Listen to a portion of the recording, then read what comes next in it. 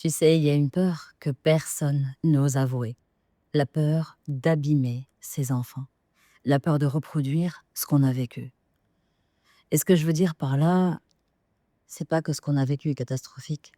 J'entends par là que tout comme nos parents, en fait, on veut toujours mieux pour nos enfants. Et là, j'ai envie de te parler de la peur de rater. Tu sais, la peur de blesser, la peur de ne plus être assez. Et derrière tout ça, en fait, il y a des risques concrets. Le silence dans la maison, le couple qui s'étouffe, la grossesse portée dans la peur, la mère épuisée, l'enfant qui grandit sur des non-dits, et ses conséquences qui s'empilent dans le cœur, souvent, pendant des années. Et puis, les croyances, tu sais, celles qu'on se répète sans réfléchir. Un bon parent traite tous ses enfants pareil. Et si je rate au début, tout est foutu après. Et on pense aussi que les autres y arrivent mieux. Genre, c'est toi qui es défaillant, tu sais. On parle des tabous, tu sais, la préférence émotionnelle inconsciente. Un enfant qu'on comprend mieux que l'autre, tu vois. Le couple qui tient que par les enfants, ou grâce aux enfants. Et les grossesses vécues dans la solitude. Les débuts parentaux presque dans le chaos. Et cette idée que les frères et sœurs vivent la même enfant. La même enfance. Il n'y a rien de plus faux, en fait. Alors, tu sais, même maison, jamais la même histoire. Alors je vais commencer par cette phrase simple, brutale, mais libératrice. Des frères et sœurs peuvent-ils grandir dans le même foyer? En réalité, aucun ne grandit dans le même foyer. Aucun n'a les mêmes parents, aucun n'a la même famille, aucun n'a la même enfance. Alors pourquoi c'est si important?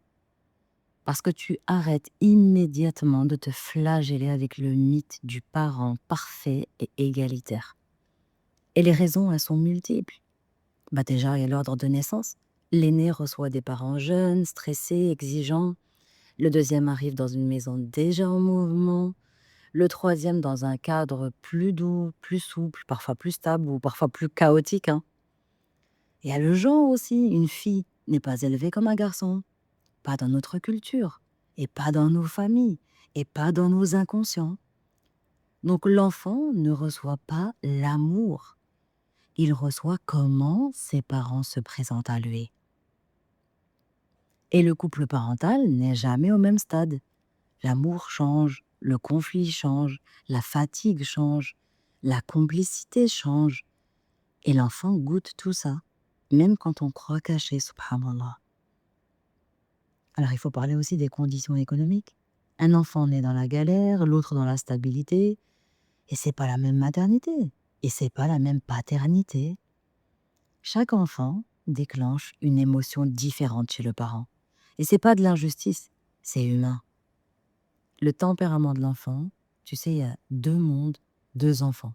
2 façons de comprendre, de réagir, de ressentir, de s'attacher. Et donc même si tu voulais être le même parent pour tous, ils auraient quand même un parent différent. Parce qu'ils t'expérimentent différemment, tout simplement. J'aimerais qu'on parle de la grossesse. Tu sais, la première maison, finalement. Alors reviens un instant à la grossesse. Et ta grossesse, elle n'était pas neutre. Elle était vécue dans une relation, dans un contexte, dans un niveau de sécurité ou d'insécurité. Et certaines grossesses sont portées dans le bonheur, et d'autres dans la peur, et d'autres dans la solitude, et d'autres dans un couple fissuré, et d'autres dans une période économique tendue. Et l'enfant, sans comprendre les mots, a déjà compris l'ambiance. Dans le ventre, l'enfant écoute le cœur de sa mère. Et si le cœur est tendu, l'enfant apprend le monde à travers la tension. Et si le cœur est paisible, il apprend le monde à travers la paix. Mais écoute-moi bien, rien n'est figé, rien n'est définitif. Allah guérit, Allah répare, Allah transforme. Ça va peut-être piquer, mais j'ai envie de commencer par parler d'un point épineux qui est le choix du conjoint. C'est un tremblement de terre silencieux en fait, ce qu'on dit presque jamais.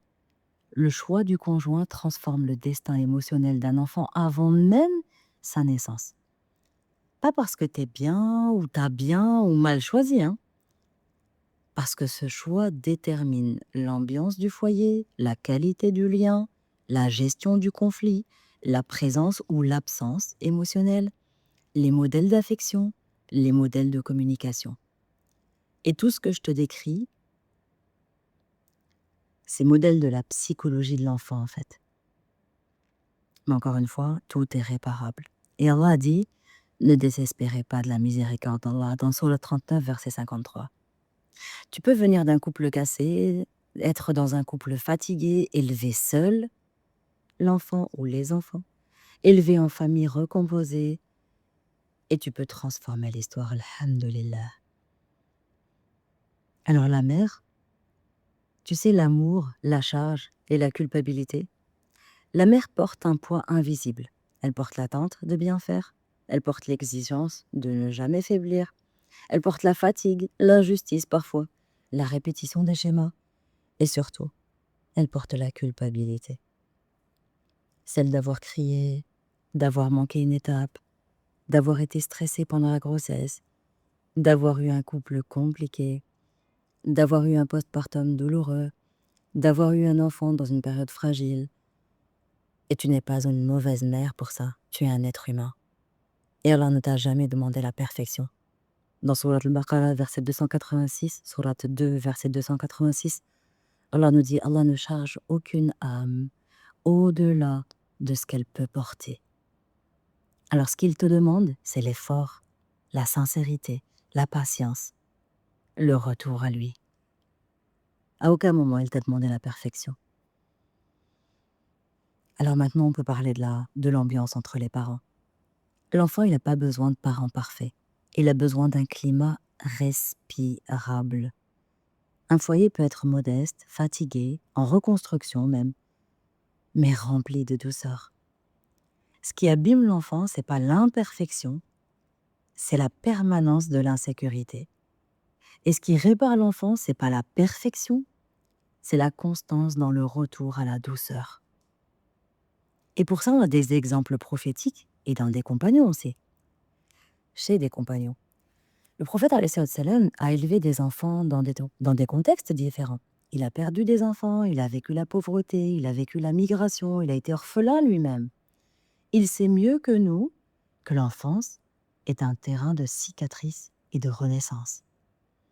Il a dit « Allah est plus miséricordieux envers ses serviteurs qu'une mère envers son enfant. » Et ça, c'est le Bukhari qui nous le rapporte. Alors regarde la miséricorde dans ce hadith.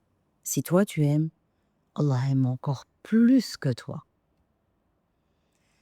Tu sais, on croit que les enfants grandissent ensemble. On croit qu'ils vivent dans la même maison, la même histoire, la même ambiance. Mais la vérité, la vraie, c'est qu'ils ont grandi dans la même maison, oui, mais pas avec les mêmes parents. Parce que toi aussi t'as changé, parce que la vie t'a changé, parce que ton cœur n'était plus le même, parce que ton couple n'était plus le même, parce que la fatigue n'était plus la même, parce que la femme, l'homme, le parent que tu étais n'était plus là, et pas de la même façon. Alors oui, il y a aussi l'enfant que j'ai blessé sans le vouloir, et celui qui m'a guéri sans le savoir. Parce que ça arrive, parce qu'on ne sait pas toujours comment aimer, et parce qu'on apprend en aimant. Parce qu'on avance avec nos cicatrices, nos limites, nos tentatives maladroites. Et parce qu'on se dit, si seulement il savait à quel point j'ai essayé. Essayer d'être patient, essayer d'être douce, essayer de ne plus reproduire, essayer de faire mieux que ce qu'on a reçu, essayer d'aimer comme on aurait voulu être aimé. Mais on n'y arrive pas tous les jours. Alors le cœur murmure, pardonne-moi, je fais ce que je peux avec mon histoire, avec mes peurs, avec ma fatigue, avec les blessures que moi-même je n'ai pas encore réparées. Et je te le dis sans détour, j'aurais voulu être un parent parfait. Et Allah m'a créé humain. Imparfait, incomplet, plein de bonnes intentions et de failles ouvertes. Un parent en apprentissage constant. Et alors, un jour, La question fait mal, très mal. Pourquoi mes parents n'ont pas eu le même parent? Parce que tu n'étais pas la même personne. Parce que entre l'aîné et le dernier, il y a eu des douleurs, des migrations, des ruptures, des guérisons, des naissances, des colères, des pardons, des prières, des nuits blanches et 1000 versions de toi. Tu n'étais plus le père, la mère de l'année d'avant, et c'est normal. Alors tu te surprends à murmurer en cachette, dans ta voiture, sous la douche, dans la cuisine éclairée par la hotte. À mes enfants, je vous ai aimés différemment, et je culpabilisais en silence. Parce que certains enfants réparent une blessure en toi, et d'autres la réveillent. Certains t'apaisent, et d'autres t'utilisent comme un miroir. Certains t'attrapent, et d'autres te dépassent. Jusqu'au jour où tu comprends. Le jour où j'ai compris que chacun de mes enfants avait un parent différent, et que c'était pas une injustice. C'est une réalité humaine, une vérité anatomique du cœur. Parce que toi aussi tu es né plusieurs fois, et parce que toi aussi tu as changé plusieurs fois, et parce que toi aussi tu es devenu quelqu'un d'autre au fil des épreuves, des deuils, des séparations, des pardons. Et alors tout s'éclaire. Entre mes mains tremblantes et vos cœurs fragiles, voilà la vérité. Je n'ai jamais cessé d'aimer, et je n'ai jamais cessé d'essayer, et je n'ai jamais cessé d'être là, même brisé, même épuisé, même instable. Et souvent, je croyais les élever, et c'est eux qui m'ont réparé. Et ce sont eux qui t'ont montré ta colère, ta douceur, ta fragilité, ta patience. Et ce sont eux qui ont fait remonter ce qui dormait en toi depuis l'enfance. Alors oui, aujourd'hui, j'ose le dire, aucun de mes enfants n'a eu la même enfance. Et c'est plus un secret. Et moi non plus. J'ai pas été le même parent. Parce qu'on grandit ensemble, parce qu'on avance comme on peut, et parce que la vie nous traverse en plein cœur. On croit qu'ils grandissent ensemble, mais la vérité, c'est grandir ensemble, survivre différemment. Et ce que ton aîné a vécu, ton dernier ne le saura peut-être plus jamais. Et ce que ton dernier reçoit, ton aîné n'en a jamais bénéficié. Oui. Ce que mon aîné a vécu, mon dernier ne le saura jamais. Et c'est normal, et c'est humain, et c'est réparable. Et puis il y a cette phrase, celle qui résume tout, celle qui fait tomber les armes, et celle qui met les larmes aux yeux, celle qui ouvre les portes de la réparation. Le jour où j'ai compris que j'avais 3 versions de moi-même, j'ai enfin commencé à guérir. Alors si ça t'a remué, si une phrase t'a attrapé au ventre, si tu te sens comme une larme qui brûle derrière les yeux, là, ce podcast, sache qu'il est pour toi, pour toutes les versions de toi, pour ton enfant intérieur, pour ton adolescent blessé, pour le parent que tu es, pour le futur parent que tu seras peut-être, Inch'Allah, je te le souhaite. Pour toi, qui veux comprendre, réparer et surtout être en paix. Parce que tout est réparable et parce que tu le mérites. Alors je vais te proposer des exercices simples à mettre en place. D'abord, l'exercice de vérité intérieure. Réponds honnêtement. Avec quel enfant les tensions émergent le plus facilement? Lequel te touche le plus? Et lequel t'insécurise le plus? Et c'est pas de l'injustice, hein, ce que je suis en train de te dire, c'est une clé. C'est une clé, oui. Chaque réponse éclaire une dynamique profonde en toi, ton histoire, ton système nerveux et chacun de tes enfants. Avec quel enfant les tensions émergent le plus facilement? Parce que cette question compte, parce que chaque enfant active une partie différente de ton histoire. Un enfant peut réveiller ton enfance, une blessure que tu croyais réglée, un trait de caractère que tu ne comprends pas, un miroir inconfortable de toi-même ou un style d'attachement qui te fait perdre ton ancrage. Et les tensions ne parlent pas de l'enfant, elles parlent de ce que son comportement touche en toi. Alors, il y a des exemples concrets et matérialisables. Un des premiers, ce que je vais te dire, c'est donner l'exemple de l'enfant qui réclame beaucoup. Tu as un enfant qui demande intensément, par exemple des câlins, la présence, de l'attention. Alors, tu vas t'irriter vite. Pourquoi? Parce qu'il touche ta propre part, tu sais, celle de l'enfant qui n'a pas osé demander. Et il va réveiller quelque chose de très vulnérable en toi. Un autre exemple, c'est l'enfant qui est très affirmé. Tu sais, l'enfant qui parle fort, qui pose des limites, qui dit non. Alors tu vas t'énerver. Pourquoi? Parce que lui, il ose ce que toi, t'as jamais eu le droit d'exprimer quand tu étais enfant. Et enfin, il y a l'enfant lent. Tu sais, l'enfant rêveur. Alors avec lui, tu changes de ton, tu te crispes. Pourquoi? Parce que tu as été élevé dans la performance, dans la rapidité, dans la pression. Et sa lenteur, elle réveille ton ancienne anxiété.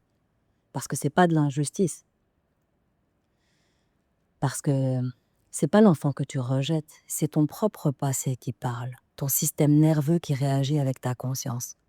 Alors il y a des pistes de travail simples et efficaces. Parmi elles, en fait, l'exercice de régulation en 30 secondes. Quand tu sens que la tension monte, relâche tes épaules, expire longuement et fais du istighfar immédiat. Astaghfirullah, astaghfirullah, dans ta tête, dans ton cœur, comme tu peux. Ça, c'est un reset express. Tu remets à zéro, en fait, la tension comme ça. Et il y a une phrase intérieure de pacification. C'est important que tu la dises, que tu prennes conscience de ça. C'est plus mon passé, c'est mon enfant. Et je peux choisir ma réponse. C'est plus mon passé, c'est mon enfant. Et je peux choisir ma réponse. Ensuite, il y a l'exercice de la minute de réparation. Si tu as perdu patience, va le voir, touche son dos et dis quelque chose de simple. Je serai toujours là. Et si je me trompe, j'aimerais te demander pardon parce que, comme moi, j'attends de toi la même chose.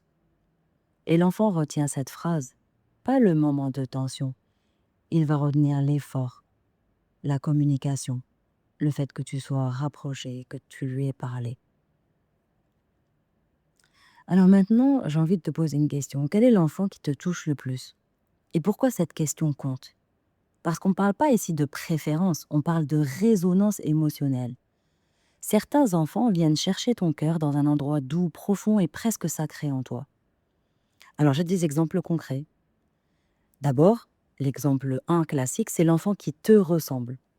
Tu ressens une tendresse immédiate, tu comprends ses peurs, ses envies, son caractère.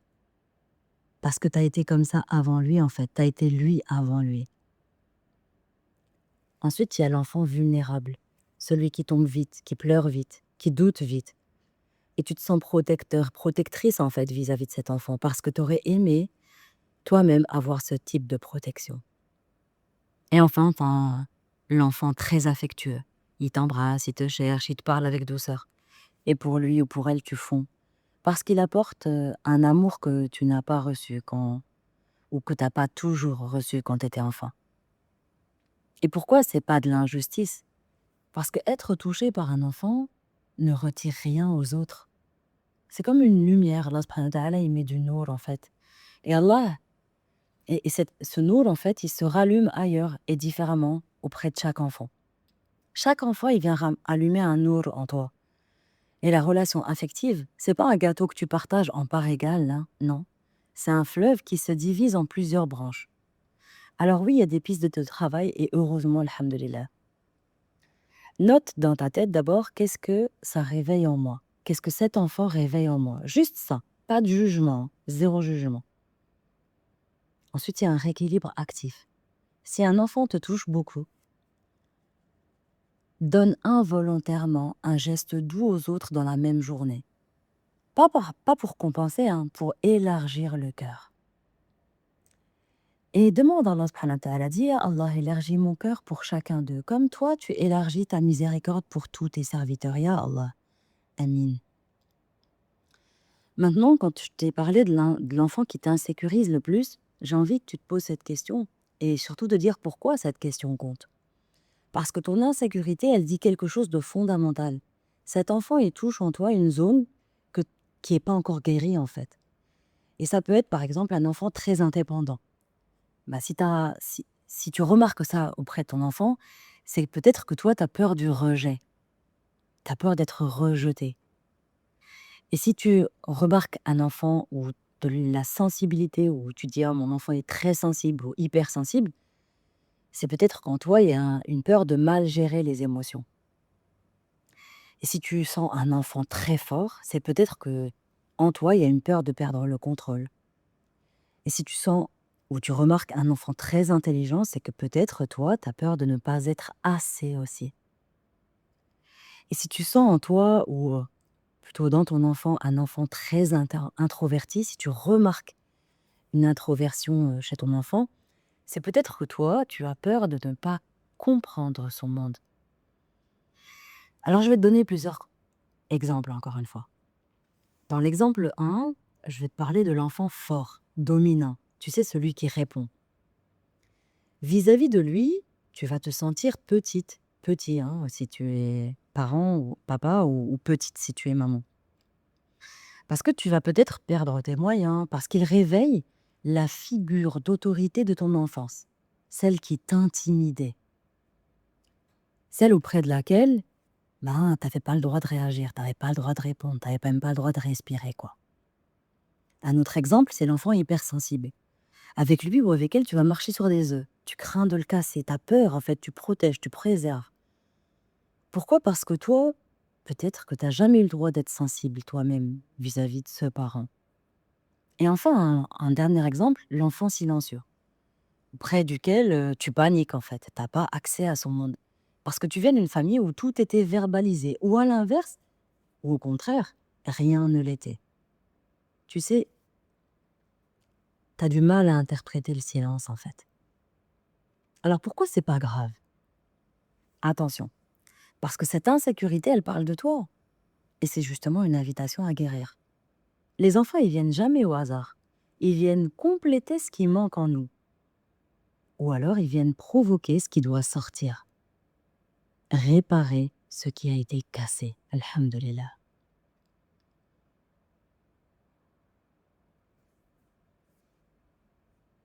Et alhamdulillah, il y a plusieurs pistes de travail. Je te propose un exercice d'observation. Sans agir. Tu prends juste 2 minutes. Et quand tu sens ton insécurité monter, ne change rien, juste observe. Est-ce que mon ventre se serre? Est-ce que mes épaules montent? Est-ce que j'anticipe un drame? Est-ce que je me fais des films? Et cette observation, elle suffit à diminuer l'activation de ton inquiétude, subhanallah. Juste dis-toi, est-ce que je me fais des films ou est-ce que c'est pour de vrai, en fait, ce que je suis en train de vivre, tu vois?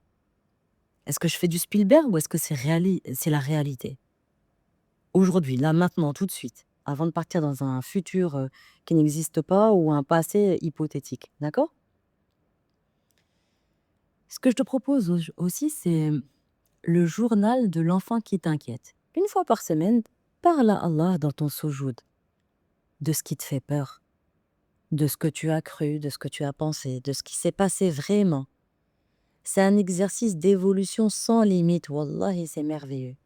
Tu demandes à Allah pour lui, pour toi, que la paix soit en lui et soit en toi, Inch'Allah, ya Rabbi. Et il y a une merveilleuse doha que je t'invite à faire, c'est Ya Allah, fais de mes faiblesses un lieu de lumière, de nour, et transforme-moi, et transforme en moi et de moi ce que cet enfant réveille. Et donne-moi la capacité de l'aimer avec stabilité, Ya Allah.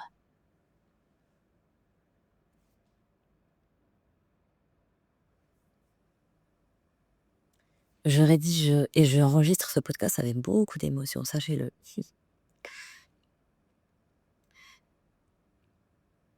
J'ai envie de te dire en tant que parent ou en tant que futur parent, tu n'es pas injuste et t'es pas moins bon et tu n'as pas raté. T'es un parent en chemin et Allah aime les cœurs qui marchent vers lui, même lentement. Et ce travail, il n'est pas là pour te culpabiliser. Il est là pour t'élargir, te pacifier, te clarifier. Et je te dis ça avec les larmes d'un enfant, avec les larmes d'un parent et avec les larmes d'un thérapeute. Et je te dis que la paix, en fait, elle est possible à chaque moment. Et qu'Allah, il est miséricordieux et qu'on fait partie de la religion de Rahman Rahim, du clément, du miséricordieux. Tu sais, c'est quoi miséricordieux? C'est celui qui a de la misère pour la corde. C'est-à-dire qui a de la corde pour la misère, je veux dire. C'est-à-dire celui qui a du cœur pour la misère, pour la difficulté. Alors dis-toi que tu es un parent en chemin. Et Allah, il aime les cœurs qui marchent vers lui, même lentement. Et ce travail, il n'est pas là pour te culpabiliser, il est là pour t'élargir, te pacifier et te clarifier. Et chaque enfant est une porte vers une partie différente de toi. Et chaque réaction, elle est une donnée, c'est une information en fait dans ta base de données. Et chaque tension, elle est un message. Et chaque insécurité, c'est une invitation à guérir. Et surtout, rappelle-toi que tout est réparable à tout âge, avec amour, avec lucidité et avec Allah subhanahu wa ta'ala. Et je te propose l'exercice de réparation silencieuse. Chaque soir, pose ta main sur ton dos, sur le dos de l'enfant, sur son dos. Et fais cette doha. Ya Allah, apaise son cœur comme tu apaises le mien, et répare ce qui m'a échappé, et insuffle en lui la sécurité. Ya Allah, Ya Rahman, Ya Rahim. Ya Hayyu Ya Qayyum. Ya Hayyu Ya Qayyum, tu sais, quand on invoque Allah par ses attributs, on lui demande de réparer ce qui est en miettes. Parfois,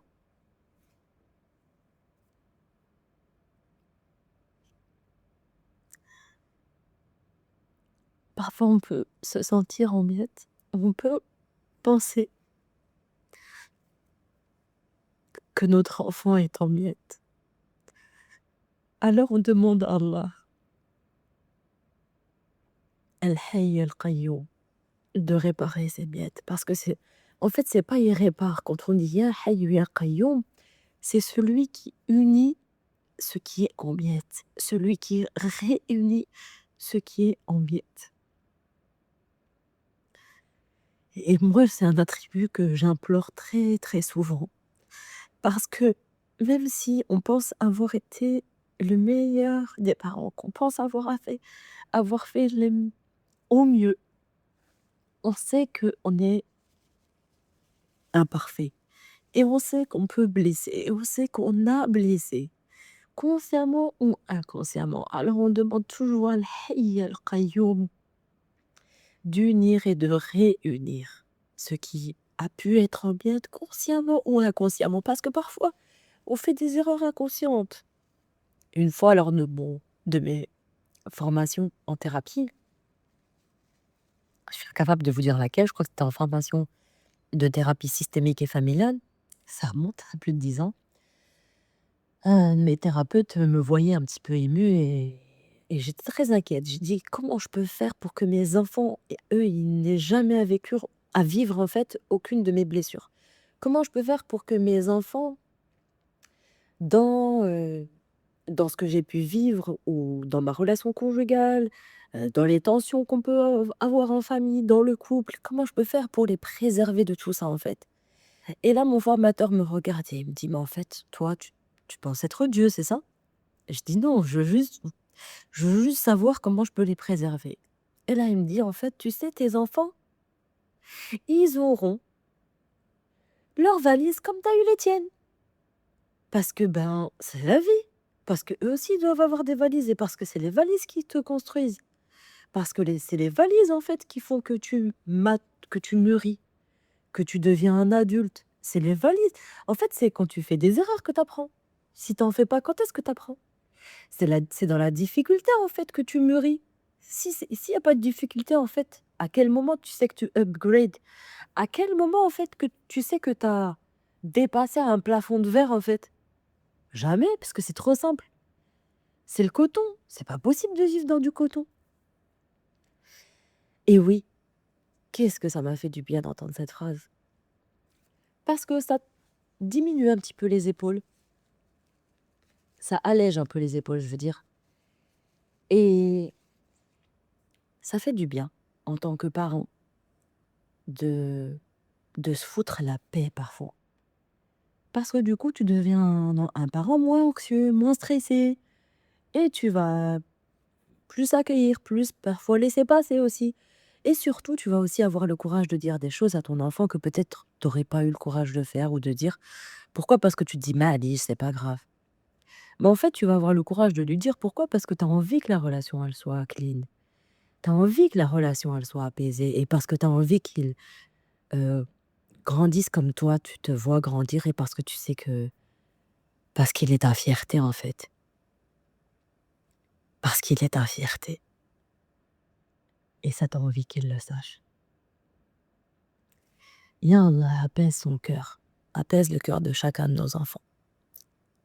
Peut-être qu'un jour, un de mes enfants écoutera ce podcast. Ya Allah, apaise ton cœur, comme tu as apaisé le mien, ya Allah. Et répare ce qui m'a échappé. Ya Allah, répare ce qui m'a échappé parce que toi, tu sais ce que peut-être moi, je sais pas et je saurai peut-être jamais. Et insuffle en mon enfant la sécurité, ya Allah. Insuffle en sucre aussi, oui. J'ai envie que ce soit du sucre, de la crème chantilly. Insuffle en chacun de mes enfants, ya Rabbi, la sécurité et la certitude de mon amour pour chacun d'eux, ya Allah. Dites Amin pour chacun de nous, ya Rabbi, que chaque personne qui écoute. Dites Amin pour chacun de nous, pour chacun de nos enfants, pour les enfants de l'humanité, ya Rab. Amin. Je te propose enfin l'exercice de l'histoire revisitée. Et tu choisis une scène où tu regrettes ton comportement. Et tu la réécris dans ta tête. Et tu relis comme tu aurais aimé agir. Et tu dis, ya Allah, toi qui répares l'invisible, toi qui répares, ya Allah, répare en lui ce que je n'ai pas su offrir, consciemment ou inconsciemment, ya Rab. Amin. Et rassurez-vous, Wallahi, tu peux avoir les meilleures des intentions et faire de ton mieux comme tu peux. Consciemment ou inconsciemment, tu vas faire des erreurs, je te l'annonce. Alors fous-toi la paix, s'il te plaît, et parle régulièrement à tes enfants et demande leur pardon. Et demande à Allah subhanahu wa ta'ala dans chacun de tes soujouds qu'il répare en eux ce que tu sais et ce que tu ne sais pas. Amin, ya Rab. Amin. J'ai envie maintenant qu'on fasse l'exercice du foyer respirable. Tu sais, pendant une journée, interdis-toi une seule chose. Interdis-toi le ton dur. Et tu vas voir comment et combien l'ambiance elle change. Wallahi, tu vas le voir. Ya Allah, fais de nos enfants une joie pour nos yeux. Ya Allah, et ça c'est dans la sourate 25, verset 74. Allah, c'est un verset du Coran. Ya Allah, fais de nos enfants une joie pour nos yeux. Ya Allah, fais descendre ta sakina dans nos foyers. Ya Allah, guéris nos histoires, guéris nos douleurs. Et nos débuts précipités, nos maladresses, ya Allah, et nos peurs. Ya Allah, protège. Ya Allah, protège chacun de mes enfants. Protège chacun de mes fils. Protège chacun de mes enfants. Protège ma fille. Protège nos enfants, ya Allah, ce que nous avons vécu et ce que nous redoutons, ya Rab, ya Hayyu, ya Qayyum. J'aimerais te dire que tout est réparable et tout est transformable. Et je voudrais que tu retiennes une seule phrase. Tu n'es pas ce que tu as raté. Tu es ce que tu répares. Et ton enfant, il n'a pas besoin d'être un parent. Il n'a pas besoin d'un parent parfait. D'accord? Parce que lui-même, il sera un parent imparfait.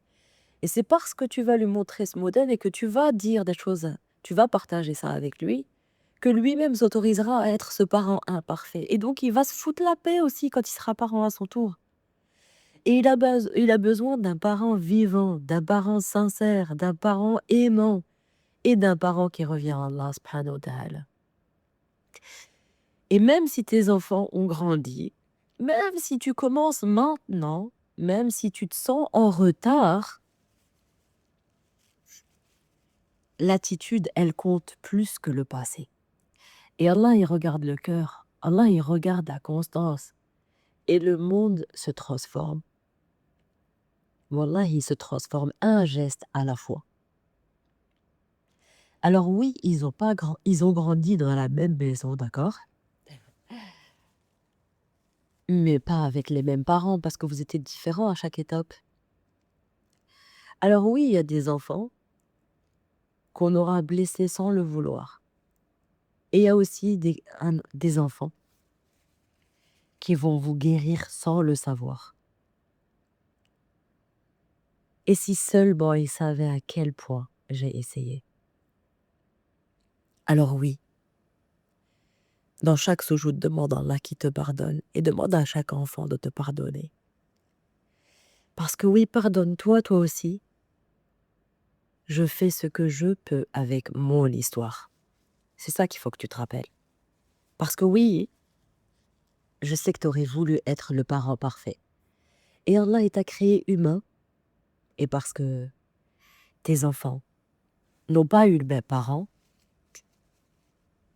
il faut que tu comprennes et qu'ils comprennent que forcément, eux aussi, ils vont ressentir que tu es différent avec chacun d'eux. Parce que c'est normal, tu es un parent différent à chacun de ces moments. Tu n'as pas le même âge, tu vis pas la même difficulté, tu vis pas les mêmes facilités. Peut-être dans ton couple, peut-être financièrement, peut-être intellectuellement, peut-être émotionnellement. Dans chacune de ces grossesses et à chaque arrivée de chacun de tes enfants, tu es un parent différent.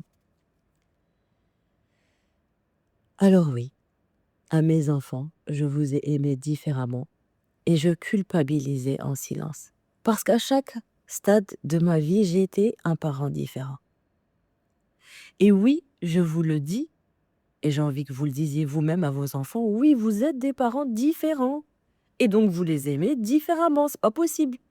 Ça voudrait dire que vous mentez si vous les dites que vous les aimez pareil, c'est pas possible. Vous êtes quelqu'un de différent à chaque stade. Vous n'avez pas la même situation émotionnelle, pas la même situation professionnelle, pas la même situation financière. C'est pas possible de les aimer pareil, puisque vous n'êtes pas pareil. Et donc le premier va avoir des avantages que le second n'aura pas, que le troisième n'aura pas, et peut-être que le dernier aura des avantages lui aussi différents du premier et du deuxième. Et c'est humain. Alors foutez-vous la paix et foutez-leur la paix.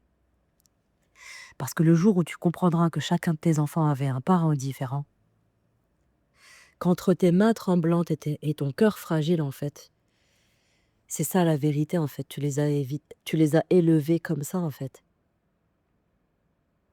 Alors que tu croyais les élever, c'est eux qui t'ont réparé. Chacun de tes enfants t'a réparé, en fait. Aucun de tes enfants n'a eu la même enfance. Et ça, c'est plus un secret, hein. Grandir ensemble, c'est survivre différemment. Et ce que ton aîné a vécu, ton dernier ne le saura jamais. Et ce que ton dernier a vécu, ton aîné le vivra probablement jamais. Et le jour où tu comprends ça, tu sauras que tu as 3 versions de toi-même. 3 merveilleux enfants. Là, je parle des 3 miens. Mais que tu en auras 3 peut-être, que tu en as 1 ou 2, ou que tu vas en avoir, je te le souhaite de tout mon être. Rappelle-toi surtout que tu es bien plus. Et que tu vaux bien plus que ce que tu fais et que ce que tu montres. Merci de m'avoir écouté jusque-là. Merci d'avoir écouté Makhnouna. Merci d'avoir séché vos larmes avec moi. Et merci de vous foutre la paix avec moi et de leur foutre la paix, s'il vous plaît. Tous ensemble. Barakallahu fikoum. Et faites-nous des doigts. Faites-moi des doigts. On en a tous besoin. Qu'Allah nous élève et qu'Allah nous comble des bienfaits terrestres et des bienfaits de l'au-delà. Ya Allah, qu'il nous inonde de sa baraka et qu'il nous rend satisfaits de tout ce qu'il nous donne. Ya Allah, qu'il nous permette de traverser son décret de la plus belle, de la plus douce et de la plus merveilleuse des façons. Prenez soin de vous, vous êtes précieux.